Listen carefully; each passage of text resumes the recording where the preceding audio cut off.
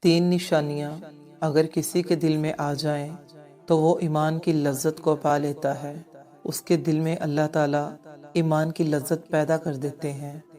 وہ ایمان کی لذت کیا ہے؟ ہر وقت دل میں خوشی رہنا، ہر وقت دل میں سکون رہنا، ہر وقت اللہ کی یاد میں رہنا، ہر وقت جنت کو سامنے رکھنا جیسے کہ جنت ملنے والی ہے، ہر وقت برائی سے دور رہنے کی خواہش۔ یہ سب کچھ ملے گا کس کو؟ جس کسی کے اندر یہ تین نشانیاں ہوں گی۔ نمبر 1، جس کے دل میں سب سے زیادہ محبت ہوگی وہ اللہ اور اس کے رسول صلی اللہ علیہ وسلم کی۔ ان دونوں محبتوں کے بعد وہ کسی اور محبت کی دل میں جگہ نہ رکھتا ہو۔ دوسری نشانی، کسی سے تعلق، کسی سے محبت، کسی کا احترام، کس وجہ سے؟ صرف اللہ کی رضا کے لیے۔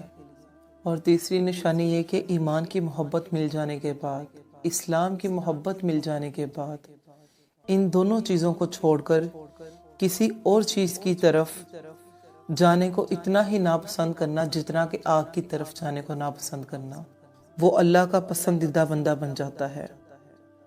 اللہ ہم سب کو توفیق دے کہ ہم سب ان تین نشانیوں کو اپنے اندر پانے کی کوشش کریں۔